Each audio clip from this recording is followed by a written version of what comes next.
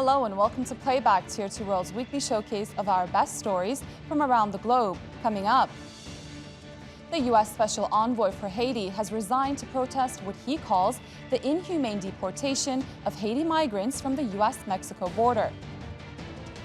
A study of 10,000 young people across 10 countries reveals anxiety and anger about the future of our planet. Stop torture, this is not culture, a slogan from hundreds of animal rights activists in protest against bullfights in Madrid. Turkey celebrates its Amputee football team after once again winning the European Championship. The White House says U.S. border officers will no longer use horses against Haitian refugees at the Texas-Mexico border. That's after videos emerged on social media showed aggressive action against migrants and refugees in Del Rio. It sparked widespread condemnation towards the Biden administration. The U.S. Special Envoy for Haiti, Daniel Foote, resigned on Thursday, calling American policy to Haiti deeply flawed. Sarah Walter reports. No warm welcome for thousands of Haitian migrants seeking asylum in America. There is a crisis going on in our country. We shouldn't be deported because the people who are being deported are people who send food to their families and to their friends. U.S. Border Patrol agents on horseback were caught intimidating migrants trying to cross the Rio Grande River from Mexico into the U.S. UN High Commissioner for Refugees Filippo Grandi warned their tactics could violate international law. It also sparked outrage among U.S. lawmakers. I'm unhappy, and I'm not just unhappy with the cowboys who were running down Haitians and using their reins to whip them. I'm happy with the administration. We are following the Trump policy. He is the one that does not follow the Constitution and would not allow those seeking refuge to be able to petition to get into the country. What the hell are we doing here? One migrant camp on the U.S. side of the border grew to around 14,000 people before authorities began to clear it. They deported some and released others in South Texas pending immigration hearings. We Haitians travel by foot. We fight against everything to get here. We spend a lot of money. We're asking the government to help us, to give us asylum. The Biden administration is being criticized for deportations back to Haiti.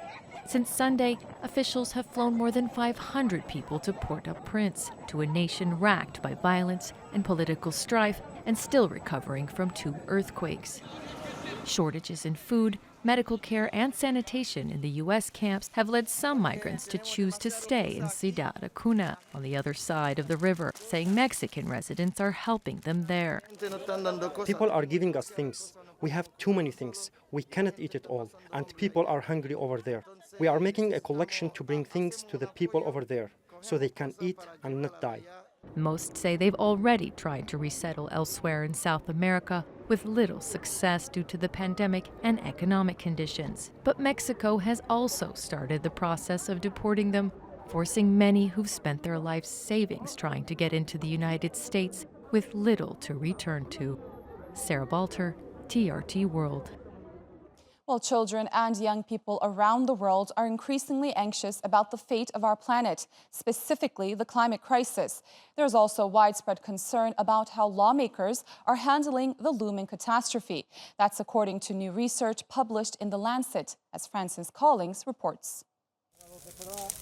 Every few days, another catastrophe linked to the climate crisis dominates the news. The flames are under control now, but Spain has been battling forest fires over the past week. In August, Turkey, Greece and Italy were doing the same, while floods have devastated parts of India's Gujarat state.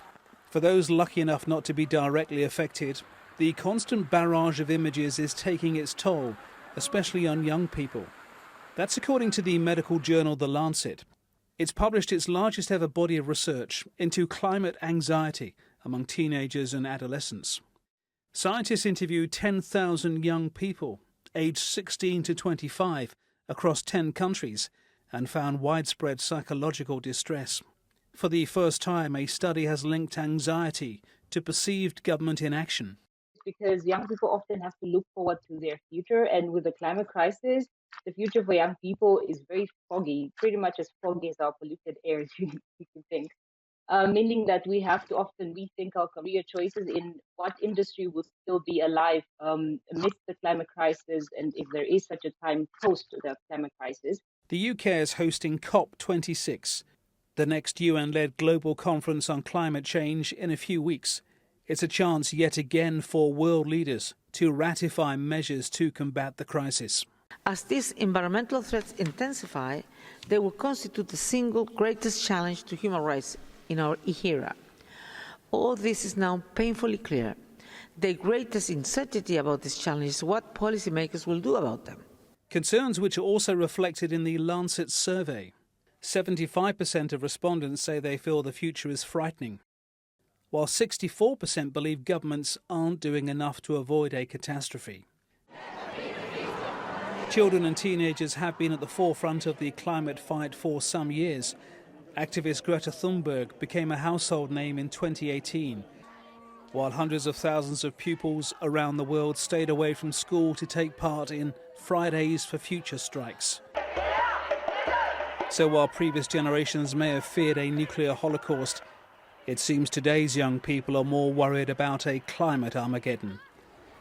Francis Collins, TRT World. Well, meanwhile, more than 180 countries around the globe have taken part in World Cleanup Day to highlight the climate crisis. Activists and volunteers came together to clean beaches, streets, rivers, and forests. In South Africa, people collected bags of litter and plastic waste on the banks of a river in Johannesburg. Divers in the Philippines held an underwater cleanup at a popular diving spot in Batangas province. They picked up old nappies, plastic bottles, fishing nets, and plastic bags stuck on underwater coral. Firefighters in the U.S. state of California are battling to protect the world's largest tree from being destroyed. Wildfires are creeping closer to the huge redwood known as General Sherman. Daniel Padwick reports. Fire crews in California are in a race against time to save the world's largest tree, the 3,000-year-old General Sherman. The Paradise and Colony blazes, sparked by 2 lightning strikes last week, have now reached the edge of the giant forest, which is threatening some of the world's biggest and oldest sequoias. A fire that went in there in that kind of landscape would rip through there, and it could kill 2,000, 3,000-year-old giant sequoias, the monarchs, the biggest ones. It can still kill those. Even though they have 3-foot thick bark, the lowest branches are 100 feet up, and they're adapted to fire, they can still be killed by fire. In an effort to save the General Sherman, authorities have wrapped the base of the tree in fire-resistant foil. Smaller blazes tend not to endanger the redwoods. They're normally protected by thick bark. But the larger, hotter fires currently ravaging the US West Coast are a danger to them, as they can climb up tree trunks and into canopies. Well, we get a little wind in here, it blows all the smoke away, and then you get this fire behavior changing very quickly. It's racing up the hill there towards Morro Rock, and once it gets to the top of that ridge there, that's the giant forest with all the sequoia trees. Over the past years, California's wildfire season has destroyed hundreds of sequoias.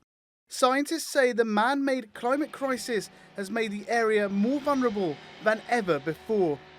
The enormous trees are a huge tourist attraction, drawing in visitors from around the world.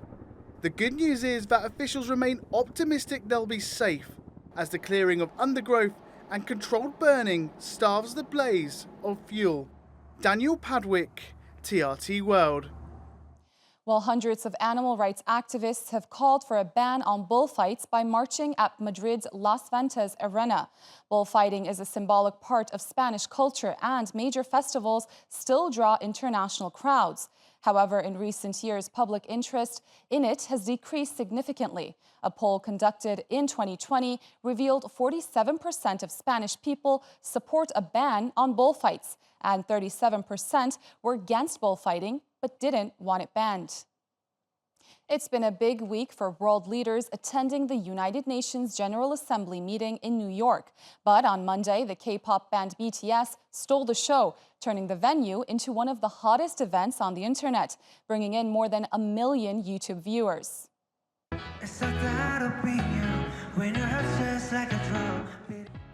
South Korea sent BTS as special envoys. The boy band emphasized the need to mobilize young people on issues such as climate change and coronavirus vaccinations. Well, Turkey's President Recep Tayyip Erdogan addressed the 76th UN General Assembly on Tuesday. The president inaugurated the landmark Türkevi Center, a symbolic skyscraper dedicated to Turkish culture in New York. The building will host the Republic's diplomatic missions as well as other cultural and diplomatic organizations. Erdogan says the center will stand as a reflection of Turkey's place on the world stage as the country approaches its 100th anniversary. Muttalip Erdogan reports. Reaching high up to New York sky, the new Türkevi skyscraper opened its doors to the public and its new residents. After cutting the ribbon at the opening ceremony, President Recep Tayyip Erdogan calls the building a masterpiece and praised its traditional Seljuk motifs and highlighted its symbolic importance for Turkey. The Türkevi Center will stand as a reflection of Turkey's place on the world stage ahead of the 100th anniversary of Turkish Republic in 2023. The UN Secretary-General Antonio Guterres praised the building and Turkey's efforts towards growing refugee crisis that is at the highest level in history. I am personally familiar with the enormous generosity of Turkey, of Turkish host communities towards refugees. The construction of the new skyscraper behind me had started in September 2017. It also holds the title of the Turkish Foreign Ministry's biggest foreign investment. The landmark 35-story skyscraper houses the UN Permanent Mission of Turkey, as well as the Turkish Consulate General. Michael Liu, who is the principal of the company designed the new building, says they work meticulously to reflect Turkish history. We studied Turkish history and culture before we started. The 170-meter tall building that will be open to the public houses an auditorium, exhibition and conference halls and will host cultural and diplomatic events. Muttalip Erdogan, TRT World, New York. Thousands of people who had connections to Americans in Afghanistan have been granted asylum in the United States. But what's life like once they get there? TRT World has spoken with a former Afghan interpreter who worked for the U.S. Army. Here's his story. My name is Nasirullah Safi. I'm a former U.S. military interpreter. So we're kind of playing the bridge between these two nations, American and the Afghan. I was born and lived in Afghanistan under the Taliban regime. And it was not an easy life when I was a young kid. It was a tough life for me, for my family, and for everybody else. There's always a constant threat to my family, and there's always a constant threat to my brothers who particularly work for the American troops. And it is not something that they can hide it because everybody knows in town. They found out that where we lived, they came after my family and they killed my brother-in-law and his son. And I was told not to come home because there were still people looking for me. After a year, one of my sisters got shot, and now she lives in exile, so we couldn't live in the country anymore. And it's been rough for them. I mean, it's still rough for them because my two brothers used to work for the Americans for many years, and they're being sort of left behind. And my dad always tells me the more languages you know, the more friends you make, and the more friends you know. And I realized that, and I agree with him, because when I made it to the state, I could speak English, and it was a lot easier for me to start a new life here. I have a full-time job, and I go to school part-time to fulfill my dream, as well as my mom's dream to become a medical doctor. I wrote this book to somehow cope with those stuff that I went through. You know, whether it was my childhood story, whether it was my childhood years, or later on when I started working for the American troops. I'm so glad that I put my story out, and I hope everybody gets my book and understand, you know, what war looks like as an interpreter to U.S. forces in Afghanistan.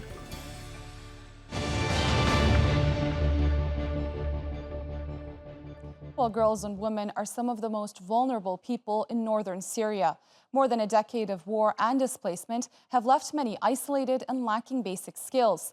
But as Obedo Hido reports from the town of Suran, a women's empowerment center is trying to change that. Rimas Asad has lived with constant conflict for 5 years and has had to flee her home in northern Syria. But now she's taking more control of her life by being at the controls of robots. She's been building and programming them for 6 months, and she's gaining a unique and valuable skill set. Here I am learning about robots, how to control them, the names of their parts, how to program them and control them using a tablet, and many other things about robots. Rimas is learning robotics at a women's empowerment center run by a Syrian NGO funded by the UN. It's called Ihsan for Relief and Development. Administrators say the center aims to provide tools to some of Syria's most vulnerable people to help them recover from the war. The girls do not want to come into the center and just hear someone talk. They want something practical. When they work with the robots and they get hands-on experience, it increases their confidence, builds their skills, and replaces their negative thoughts and emotions with positive ones.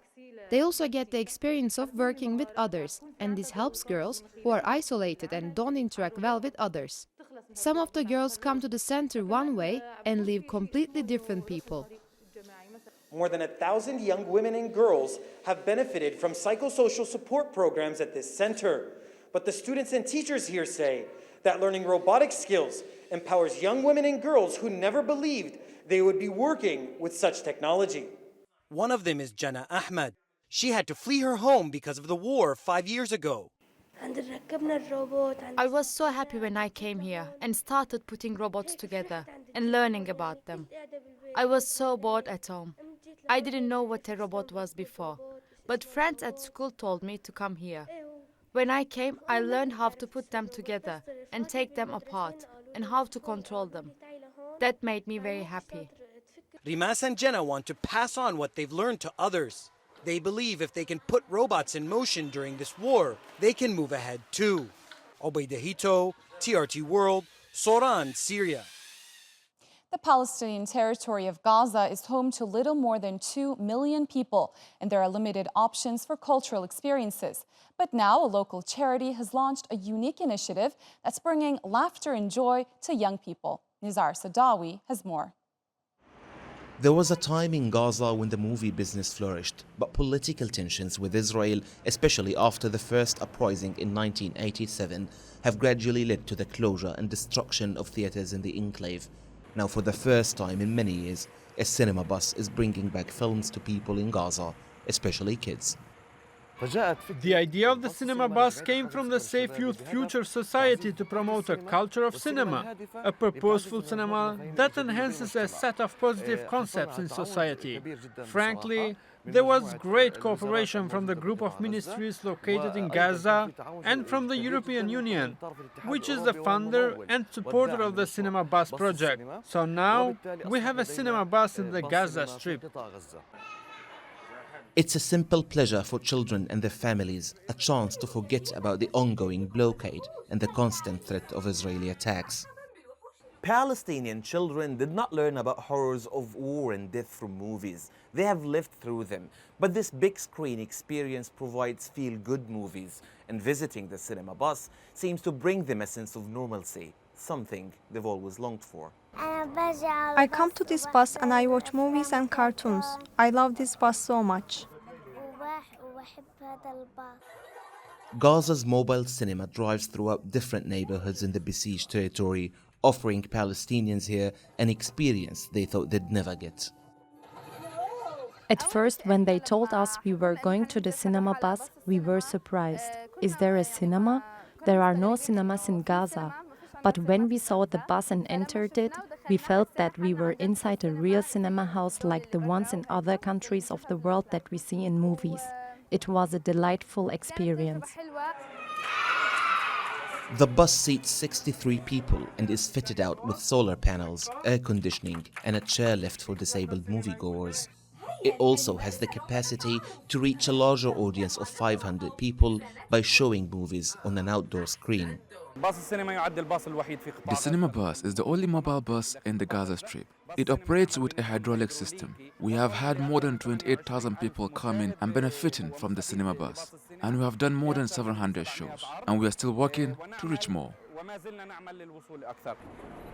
The cinema bus team features an array of films and cartoons, prompting a culture of peace, tolerance, and non-violence, things Gazans hope one day they will experience in their real lives. Nizar Sadawi, TRT World, Gaza. Well, an entertainer in Western Malaysia has found a novel way to keep doing his job during the pandemic. He's helping people contain the spread of COVID-19 while also having some fun. Kubra Akkoch reports. Entertaining people is how Shahrul Hissam Baharuddin makes his living. When the pandemic hit Malaysia and lockdowns put a stop to large parties and gatherings, his income dried up. So he's found a new way to continue doing his job. He's now disinfecting people's homes dressed like this. Since children can't go out or go to the mall and they're spending more time at home, maybe they feel stressed. Even adults are stressed, so maybe children feel it too. So by looking like this, maybe I can entertain them and cheer them up while disinfecting their house. Shahrul Hissam's videos have gone viral.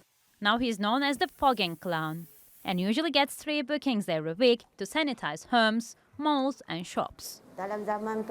During this pandemic, everyone is struggling, so this is a creative way, besides being able to eradicate germs by fogging.